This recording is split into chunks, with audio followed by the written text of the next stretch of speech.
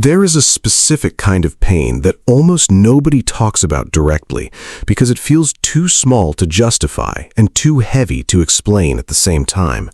It is not the pain of dramatic betrayal, not heartbreak in the cinematic sense, not abandonment that arrives loudly enough for other people to notice. It is quieter than that, stranger than that. It is the feeling of becoming emotionally interchangeable, replaceable. The slow realization that the space you thought only you occupied in someone's life could in fact be filled by almost anyone. And once this idea enters the mind, it changes the way a person sees everything. Suddenly, every delayed reply feels loaded with meaning. Every shift in tone feels dangerous. Every new friend, new coworker, new relationship, new distraction becomes evidence that your importance is temporary. You start noticing how quickly conversations move on without you, how easily group dynamics reorganize themselves, how fast the world adapts to absence. And the terrifying part is not just that other people continue living without you. The terrifying part is how efficiently they do it. Human beings have an almost unbearable need to believe they matter in irreplaceable ways, not because of ego, because psychologically the feeling of being emotionally unique is tied directly to safety. From the beginning of human history, belonging was survival. To feel valued by the tribe meant protection, food, continuity. To feel disposable meant danger. And even though modern life looks different, the nervous system still reacts to emotional exclusion as if survival itself is being threatened. This is why seemingly small experiences can hurt with disproportionate intensity. Watching friends laugh together in a photo you were not part of, seeing someone you love slowly become more excited by someone else's presence than yours, realizing that your absence did not create the emotional impact you secretly thought it would. These moments trigger something ancient, something primal. The brain does not simply interpret them socially, it interprets them biologically. Studies using brain imaging have shown that social rejection activates many of the same neural regions involved in physical pain. The mind experiences emotional replacement almost like an injury, and because human beings are meaning-making creatures, we rarely experience this pain in isolation. We immediately begin constructing explanations. Maybe I was never special. Maybe anybody could have filled my role. Maybe people only keep me around until something better arrives. Once these thoughts begin repeating, they stop feeling like fears and start feeling like facts. This is how the psychology of replaceability slowly reshapes identity itself. What makes this experience especially destructive is that modern life constantly reinforces it. Social media exposes people to endless evidence of how quickly attention shifts. One post disappears beneath another within minutes. One trend replaces the last overnight. One person is obsessed over until someone newer appears. The digital world trains the brain to expect emotional impermanence. You can watch someone move on in real time, watch conversations continue without you, watch your importance visually decline through silence, views, delayed responses, or emotional distance. The human nervous system was never designed to process this level of social comparison at this speed. And because attention has become one of the most visible forms of value in modern culture, many people unconsciously begin measuring their worth through responsiveness. Who texts first? Who notices absence? Who remembers details? Who checks in? Who chooses you when alternatives exist? The moment those signals weaken, the brain starts panicking, not because the relationship itself necessarily changed, but because uncertainty activates threat detection systems inside the mind. Human beings tolerate pain better than ambiguity. If someone openly rejects you, eventually the nervous system adapts, but uncertainty creates obsession. The brain keeps searching for answers because it believes resolution will restore safety. This is why feeling replaceable often creates compulsive overthinking.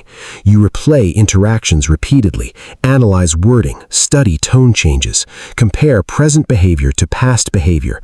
The mind becomes hypervigilant because it is trying to detect emotional danger before abandonment fully arrives. Ironically, this hyper-awareness often pushes people further into insecurity. They begin needing reassurance constantly, while simultaneously distrusting it whenever they receive it. Someone says, "Of course you matter to to me, but the brain immediately searches for contradictory evidence, because once the fear of replaceability takes root, the mind starts filtering reality through loss prevention instead of connection. And one of the most painful truths about this psychology is that it often begins long before adulthood.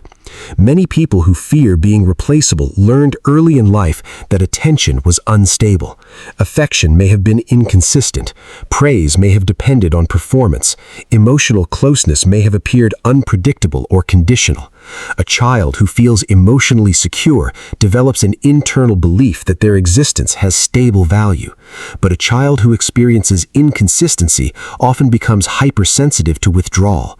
They learn to monitor emotional environments carefully, to detect mood shifts quickly, to associate love with uncertainty. And as adults, they may find themselves trapped in relational patterns where they constantly seek proof that they still matter. This is why some people become devastated by situations others recover from quickly. The external event is not the full wound. The event activates older emotional memories underneath it. A delayed message is no longer just a delayed message. It becomes confirmation of a deeper fear. People leave when they stop needing you. And modern relationships intensify this fear because contemporary culture subtly encourages disposability. Dating apps create the illusion of endless alternatives. Social platforms expose endless comparisons. Productivity culture teaches people to evaluate relationships through usefulness and convenience. Many individuals begin unconsciously treating human connection like replaceable inventory rather than emotional attachment. And even when nobody explicitly says it, people can feel this shift. They can sense when they are being emotionally consumed rather than deeply valued. This creates a strange contradiction in modern life. People are more connected than ever digitally, while simultaneously feeling more emotionally replaceable than ever psychologically. Because real emotional security doesn't come from constant contact, it comes from consistency, predictability, presence, the feeling that your existence continues to matter even when novelty disappears. But novelty-driven environments train the brain to associate value with stimulation rather than depth. And once novelty fades, insecure minds assume importance faded too. This is why some people become addicted to emotionally unavailable individuals. Coldness creates unpredictability. Unpredictability intensifies attention. Attention feels like importance. Importance temporarily relieves the fear of replaceability. But because the validation is inconsistent, the cycle becomes psychologically addictive. The person is not only craving affection, they are craving proof that they are not interchangeable, proof that they can become the exception, the chosen one, the unforgettable one. And yet this pursuit often leads people further away from genuine emotional security, because healthy relationships feel unfamiliar to nervous systems trained on uncertainty. Stability can feel emotionally flat to people accustomed to chasing reassurance. Calm attention may feel less exciting than inconsistent attention, because the brain confuses emotional value with emotional intensity. Another reason the fear of being replaceable hurts so deeply is because identity itself is partly relational. Human beings understand themselves through reflection, through how others respond to them, through the roles they occupy in emotional ecosystems: friend, partner, confidant, favorite person. When someone begins feeling replaceable, they don't only fear losing the relationship, they fear losing the version of themselves that existed within it. This is why breakups, exclusion, or emotional distancing can create existential confusion.